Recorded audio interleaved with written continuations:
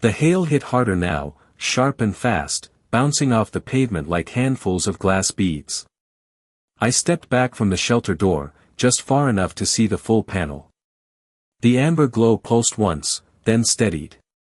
My phone vibrated in my pocket. Silent alert confirmed. System flag triggered. Linda was still talking, still listing rules like they meant something out here. I did not listen. I counted. 1 minute gone. The wind shifted, dragging loose debris across the lot in low scraping sounds. A trash bin rolled past and slammed into a parked truck. The boy beside me flinched. His mother pulled him closer, her knuckles white. Another flash lit the sky. The kind that leaves a shadow burned behind your eyes. Inside the shelter, someone pressed their hand against the glass. They saw what was coming. They knew that door should not be closed. I moved toward the side of the structure, where the external access port sat under a metal cover. Most people never noticed it. It looked like part of the drainage system. That was intentional. I crouched, fingers cold against the steel latch. Locked. Of course it was. Linda had gone through every visible control. She thought she covered everything. She did not know about the secondary interface tied to the state grid. My phone buzzed again. Authorization request pending. I exhaled slow, steady. The air tasted like wet concrete and ozone. 2 minutes gone. Behind me, Linda's voice cracked for the first time. Everyone step away from the structure. No one moved. Not anymore. They were watching me now. The quiet guy with the gray truck. The one she dismissed. The one kneeling at a panel she did not even know existed. I slid my badge from my pocket. Not for her. For the reader hidden beneath the cover. The strip scanned with a soft click. The panel hummed to life under my hand. Green text flickered across a narrow screen. Remote command detected. Local restriction active. Override available. There it was. Clean. Simple. Legal. I could feel the shift in the air before the wind even hit. Pressure dropped. Fast. The kind that makes your ears pop and your chest tighten. A car alarm started screaming somewhere behind us. Then. Another. The sky was moving now, not drifting, moving like something alive. Linda stepped closer. "What are you doing?" she asked. Not shouting this time. Her voice was smaller. I did not look at her. I keyed in the sequence from memory. Each number landed with a firm tap. No hesitation. No second guessing. I had done this in flood zones, wildfire lines, blackout corridors. This was the same system. Same rules. Same responsibility. Protect life first. Everything else later. The panel paused. Processing. 1 long second. Then another. The boy coughed again, harder this time. His mother looked at me like I was her last option. Maybe I was. The screen flashed. Command accepted. Local authority overridden. The main lock behind Linda gave a deep metallic click. Loud enough to cut through the wind. She turned fast, eyes wide. For the first time since this started, she stepped back from that door. And that was when the real problem revealed itself. The door did not swing open. It shuddered once, then stopped halfway like something inside was holding it back. The wind howled through the gap, carrying dust and sharp rain straight into the entry. People inside scrambled, hands pushing against the frame, trying to pull it wider. Something was wrong. The system had unlocked, but the door was not fully releasing. I stepped forward, gripping the edge of the steel, feeling the vibration run through it. The internal latch was still engaged. Not electronic. Manual. Linda had not just locked the system. She had thrown the physical deadbolt from the inside panel earlier. That meant someone inside had to release it. I looked through the narrow glass again. A man near the door fumbled with the interior bar, his hands shaking, eyes darting between me and Linda. He did not understand what he was looking at. He had never seen a system override before. He hesitated. That hesitation cost seconds we did not have. The pressure in the air dropped even lower. My ears popped hard. The sky behind us twisted, clouds folding into each other in a slow, heavy spiral. The sound changed. Less like wind now. More like a deep roar building somewhere far away. I raised my voice, steady and direct. Push the lower bar. Not the top. The lower one. He blinked, confused. Then he looked down. Found it. Pulled. The deadbolt snapped free with a dull, heavy thunk. The door jerked open another 6 inches. Enough for air to rush in. Enough for the first person to squeeze through. The mother moved fast, pulling her son with her, ducking into the shelter as another blast of wind slammed into the structure. I held the door, bracing my shoulder against it as people started moving. One at a time. Fast. No panic, just urgency. The kind that comes when everyone knows exactly what is at stake. Linda stood frozen to the side now, her authority gone, her clipboard useless in her hands. She tried to say something, but the wind swallowed her voice. No one looked at her anymore. The line moved. Shoes scraping. Breath short. Hands gripping metal as they passed. Inside, people shifted back, making space. The green occupancy strip on the panel flickered as numbers climbed. 22. 23. 24. The system was catching up in real time. Then the lights above us dimmed again. Longer this time.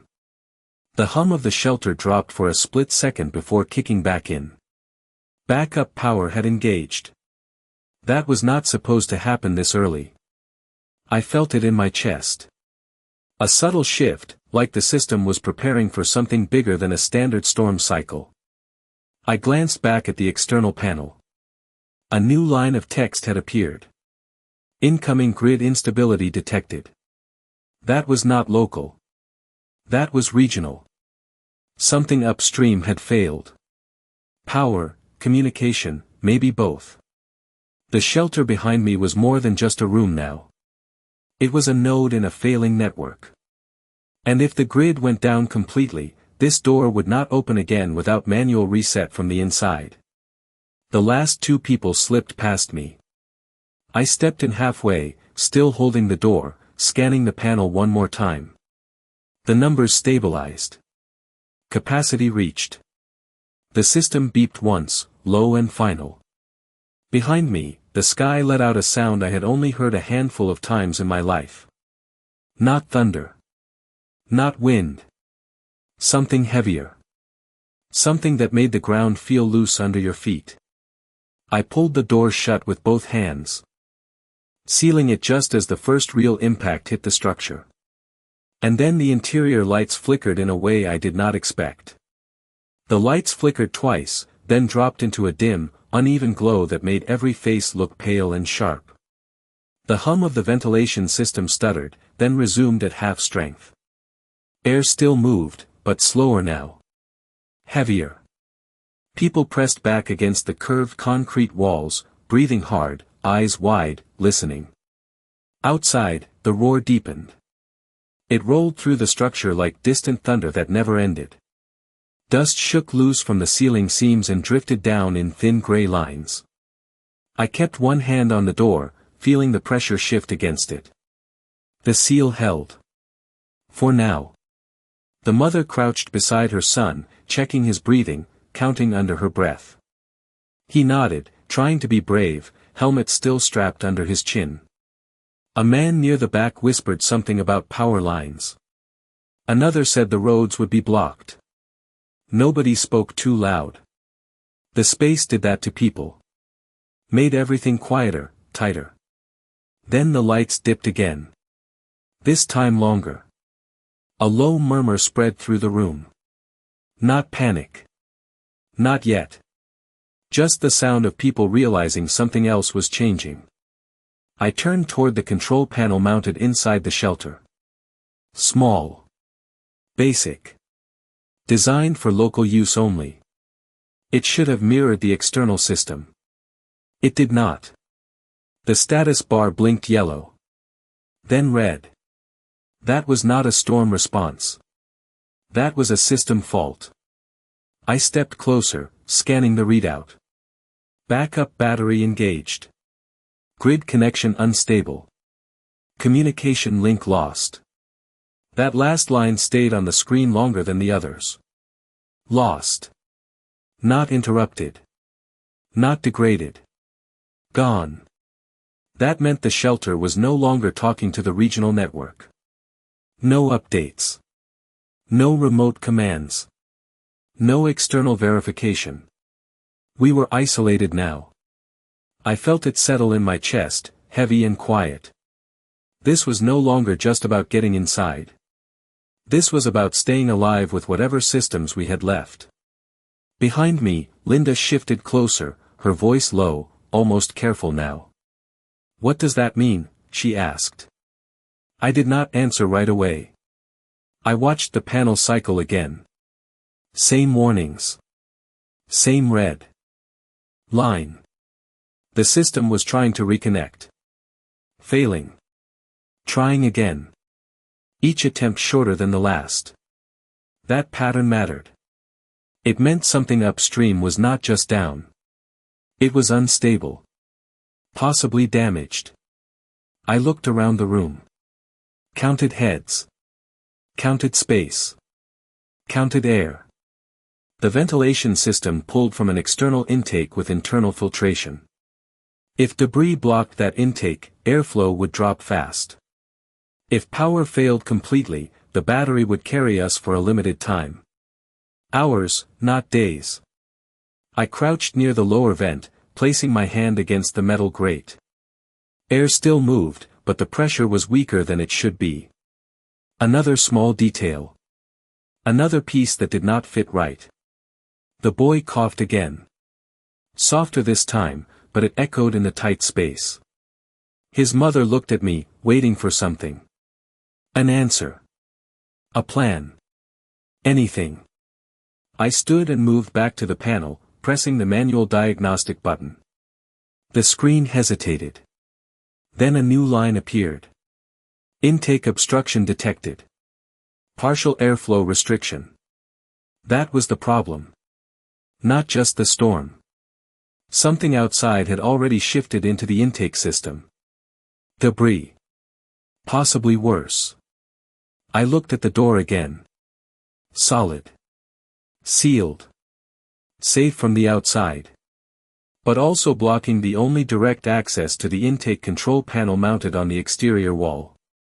The room felt smaller all of a sudden. The air thicker. The hum lower. And for the first time since I opened that door, I realized we might not be able to stay inside as long as we needed. The air felt different now, thicker with every breath, like the room was slowly tightening around us. I watched the intake warning blink again, steady and unforgiving. Partial obstruction meant we were still getting air, but not enough for this many people for long. The hum above us dropped another notch. Subtle, but I heard it. I always do. A man near the wall wiped sweat from his forehead, even though the air was getting cooler. That was not temperature. That was circulation failing. The mother looked up at me again. No words this time. Just waiting. I moved back to the panel and pressed deeper into the diagnostics. The system lagged, then responded. Intake pressure down. 12%. Climbing. That number should never climb in a sealed shelter. It meant blockage was increasing. Fast. I glanced toward the ceiling vent again. Dust still drifted, but slower now, like the air did not have the strength to carry it. The boy's breathing grew louder in the quiet. Short pulls. Controlled, but strained. I shifted my focus to the manual override panel beside the main controls. There was one option left, buried in emergency protocols. Exterior intake purge. It forced a reverse pressure burst through the intake line to clear debris. It worked most of the time. Not always. And it required stable power. The screen flickered again as if it heard me thinking about it. Battery levels dropped by 3%. That was faster than normal drain. Something else was pulling load from the system. I scrolled. Found it. Structural sensors active. The shelter was compensating for external pressure shifts. That meant the storm outside was not just passing. It was sitting on top of us. I looked at the door. Solid steel. No give. Safe, but final. If I triggered the purge and it failed, we would waste power and lose pressure stability. If I did nothing, the air would continue to thin. The choice was not between safe and risky. It was between two different clocks running out. Linda stepped closer again, her voice quieter than I had ever heard it. "You need to fix this," she said. Not a command anymore. A request. Maybe even a realization. I met her eyes for a second. No anger left there. Just fear and something else. Understanding, maybe. I turned back to the panel. My fingers hovered over the control. I could feel the room behind me. Every breath. Every shift. Every second stretching longer than it should. The system beeped once. A new alert appeared. External intake flow dropping faster. Then another line. Purge window optimal for 30 seconds. That was it. A narrow opening where the system believed it could clear the blockage without destabilizing everything else.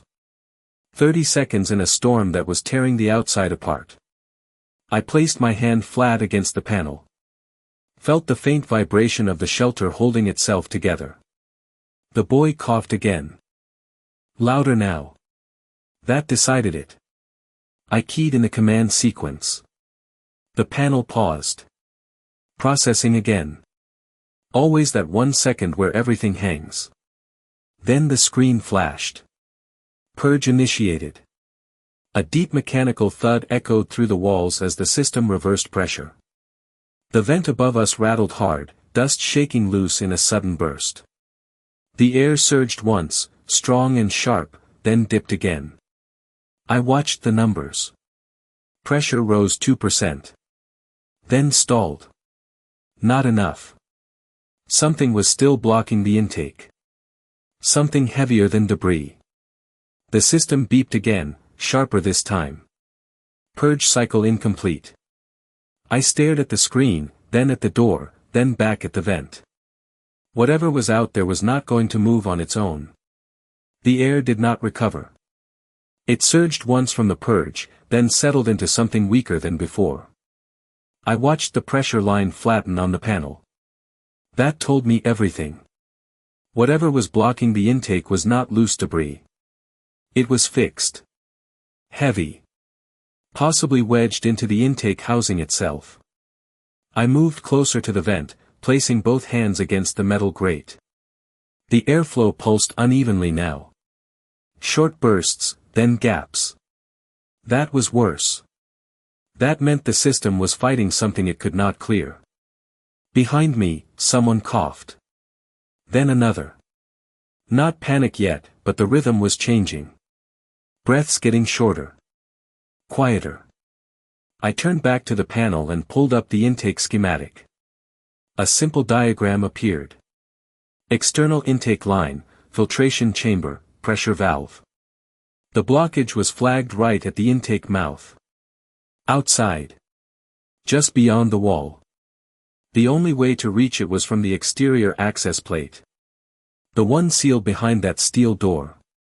I looked at the door again. Then at the room. Then back at the screen. The system beeped once more. Intake pressure down 16%. Rising. That number was climbing faster now. We had less time than I thought. Linda stepped in front of me this time, not blocking, just there. "What is it?" she asked. Her voice was steady, but thinner. I answered her now. "No reason not to. The intake is blocked from the outside. The system cannot clear it." Her eyes shifted to the door. She understood. Immediately. That was the problem with real information. Once you had it, you could not ignore it. A man near the back shook his head. "You are not going out there," he said. Not aggressive. Just certain. I did not respond. I was already thinking through the sequence. The door could be opened manually from the inside. But once opened, pressure balance would break. Wind would push in. Debris could follow. The shelter was designed to resist that, but not indefinitely. If I stepped out, I would have seconds to reach the intake plate, clear whatever was lodged there, and get back in before the system destabilized. If I failed, the shelter would still close. It would still protect them. That was the design. Protect the many, even if one stayed outside. The thought landed clean. No drama. Just fact. I checked the panel again. Battery at 68%. Dropping faster than baseline. Ventilation load increasing. Structural sensors still active. The storm was not moving. It was holding over us. That made timing harder. Unpredictable gusts. Shifting pressure. No clean window. The boy coughed again, sharper this time. His mother pulled him closer, her hand pressed against his back, counting his breaths again. That sound cut through everything else. I looked at the intake warning one more time. Then at the door. Then at my hands. I had done field repairs in worse conditions. Floodwater up to my chest. Wildfire smoke so thick you could not see 10 feet. This was different. This was a closed system with people depending on one decision. I reached for the manual door release. The metal was cold, solid, final. Linda's hand moved instinctively, like she wanted to stop me. She did not. Not this time. The room went quieter than before. Even the coughing paused for a second, like everyone felt the shift. I wrapped my fingers around the handle and felt the pressure on the other side push back. Strong. Constant. Waiting. I drew one slow breath through the thin air. Then another. The system beeped again. Intake pressure critical threshold approaching. That was the line. Once it crossed, options closed fast. I tightened my grip on the release and glanced once more at the panel. The numbers were still climbing, but one detail caught my eye that I had not noticed before. The pressure reading was climbing, but the airflow pattern was not matching it. That was the detail. Intake obstruction should drop pressure evenly, not in pulses.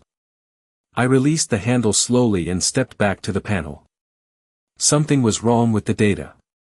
I pulled up the secondary sensor feed. It took a second to load. Then the numbers split into two lines. External intake flow low. Internal circulation unstable. That was not a single blockage. That was two separate failures. I felt it click into place. The purge had not failed completely. It had partially cleared the intake. The airflow returning was not enough because something inside the system was restricting circulation. Not outside. Inside the duct line between the intake and the main vent. I turned toward the lower wall panel near the base of the shelter. There was a maintenance hatch there, small and easy to miss, painted the same gray as the concrete. Most people thought it was part of the foundation. It was not. It was access to the internal filtration chamber.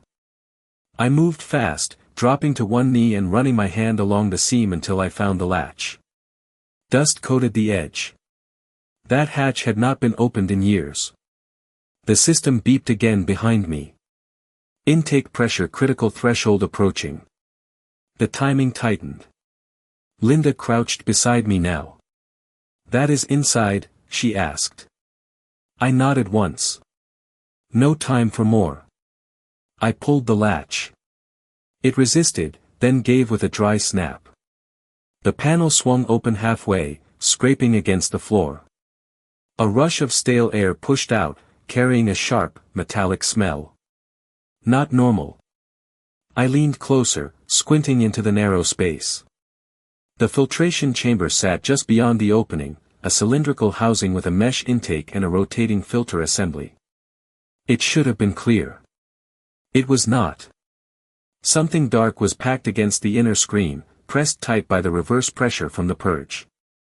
Debris, but not just leaves or dirt. Fabric.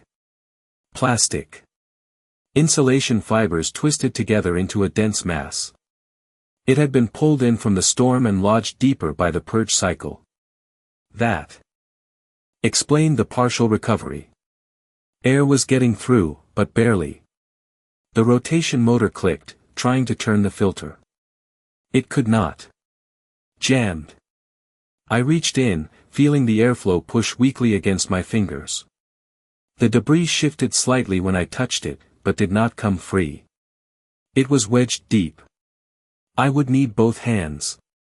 The system beeped again. Louder now. Battery drain increasing. Ventilation efficiency critical. I glanced back at the room. People were watching, silent, waiting. The boy's breathing was rougher now. Short pulls, longer pauses. His mother kept counting, her voice barely above a whisper. I turned back to the chamber. This was the second clock. Clear the intake outside, or clear the blockage inside.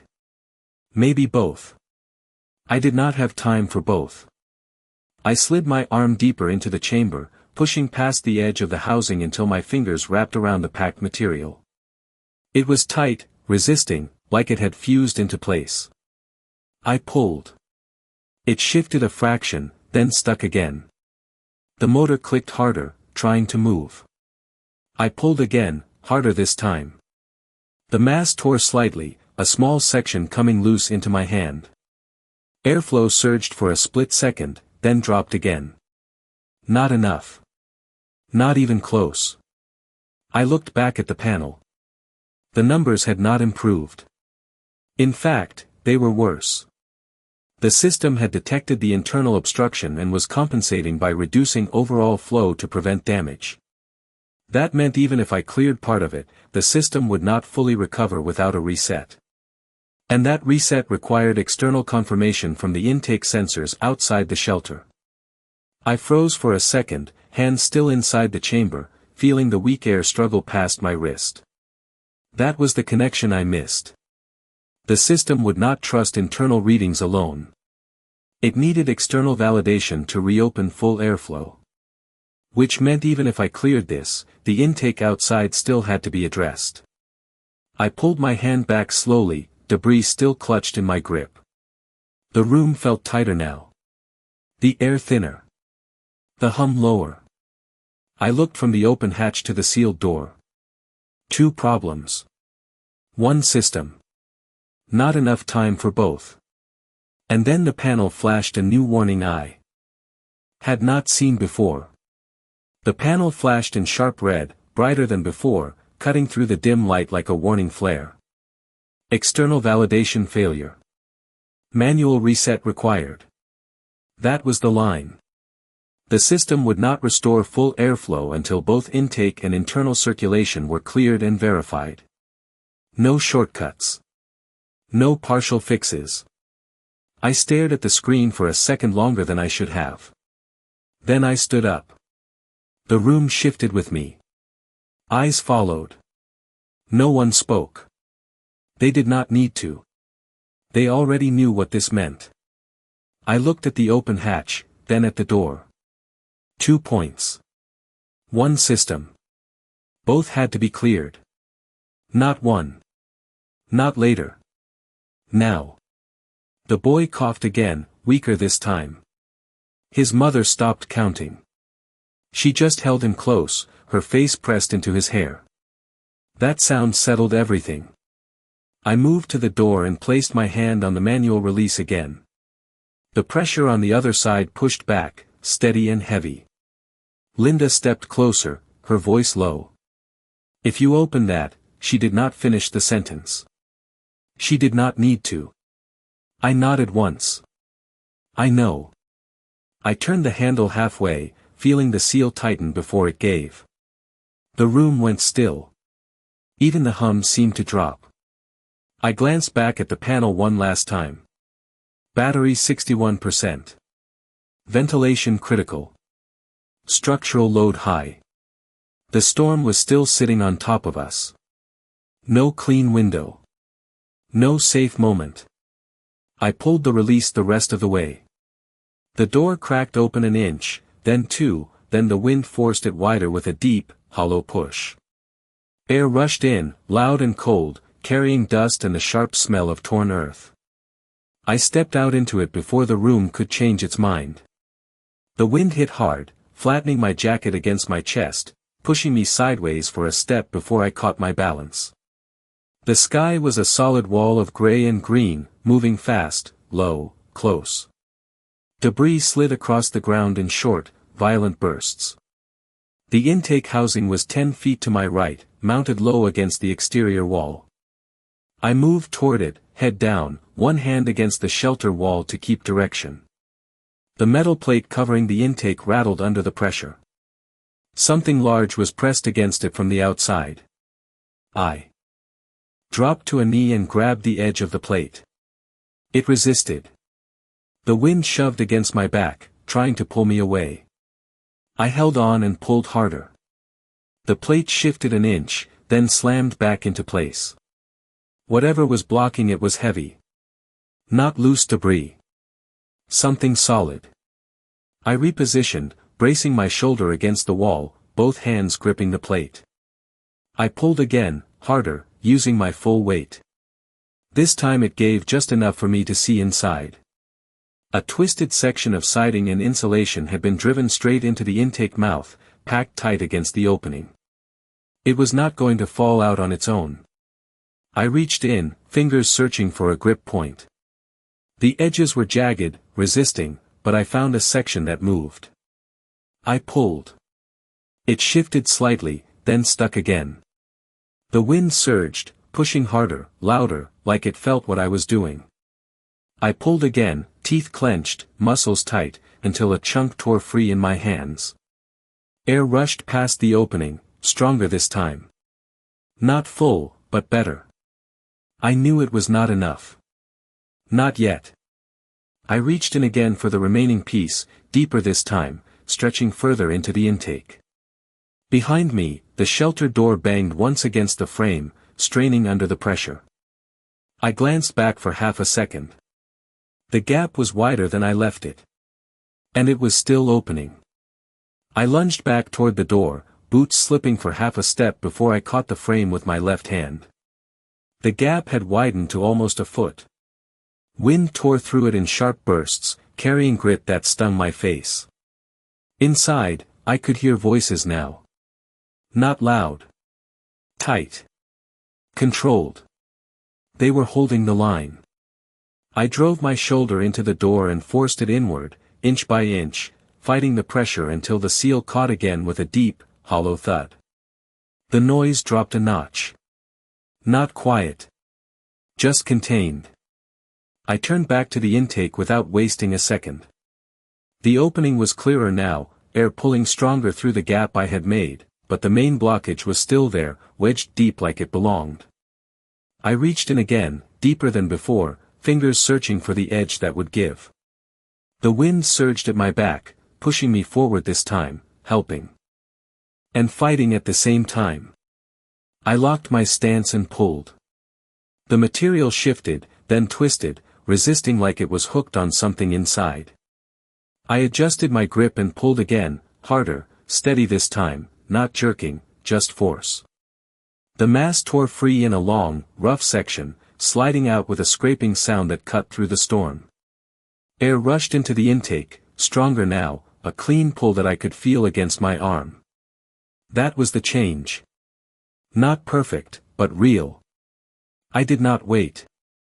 I dropped the debris and turned back to the door, moving fast, one hand already reaching for the edge before the wind could take it again. The gap was smaller this time. The seal had held. I slipped inside and drove the door shut behind me, locking it back into place with a firm, final motion. The pressure equalized with a low, steady hum. The room held. The air shifted. Subtle, but there. I moved straight to the panel, eyes on the numbers. Intake pressure rising. 12%. 15. 17. The red line flickered, then dropped to yellow. The system beeped once, softer this time. Internal circulation still restricted. I did not hesitate. I dropped back to the open hatch and reached into the chamber again. The remaining debris was looser now. The external flow had changed the pressure inside. I grabbed what was left and pulled. This time it came free in one piece, sliding out into my hand. The filter assembly clicked once, then started turning again, slow at first, then steady. Air surged through the vent above us, stronger than before, pushing dust outward in a clean stream. People felt it immediately. Shoulders lowered. Breaths deepened. The boy took a long inhale and held it for a second before letting it go. His mother closed her eyes, just for a moment. I pushed the hatch closed and secured the latch, then stood and turned back to the panel. The screen shifted from yellow to green, one line at a time. External intake flow restored. Internal circulation stable. Manual reset required. That last line remained. I keyed in the reset sequence without looking away. The system paused. Always that pause. Then the screen cleared.